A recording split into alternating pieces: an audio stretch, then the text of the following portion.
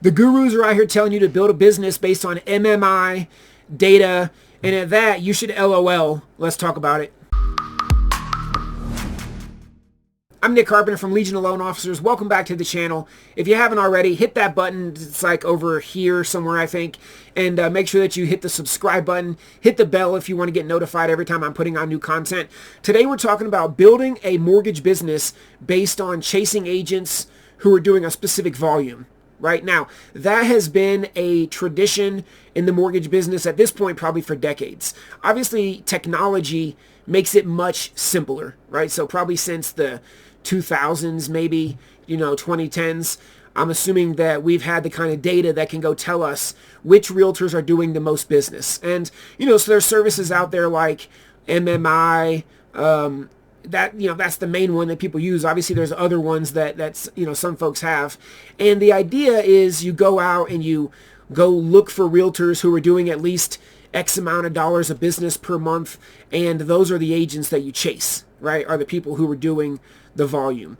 And I personally think that's just a completely backwards way of doing business. I mean, unless you just don't care who you make money with. I mean, if you would get in bed with the devil, if you'd sell your soul and, because the dollars are what matters to you the most, then you should definitely chase MMI production realtors.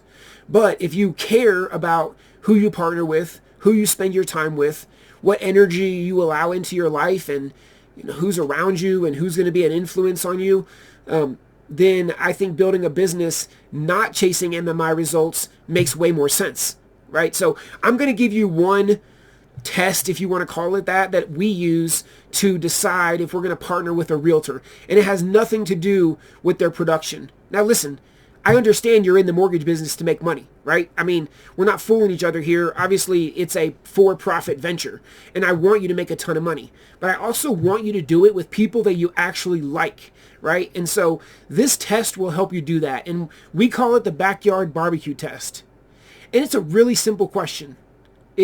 Would you invite this realtor to your backyard barbecue?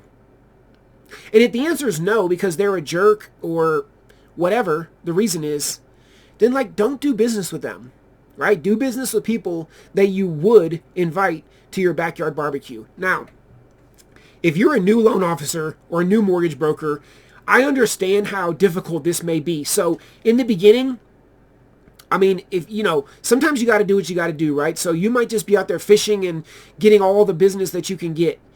But then eventually there's going to come a point where you're doing enough business that you don't need the people that you don't like, right? Think about the realtor that calls you and you go and you send it to voicemail. Why are you working with that person, So here's the thing you can do once you're able to get to a place where you can have more discernment. If you feel like you can't do that in the beginning because you really need to make the money, is write out a list of realtors that are referring you business and, order them in list of people that you like the most to people that you like the least. And the person that ends up at the bottom, fire that person.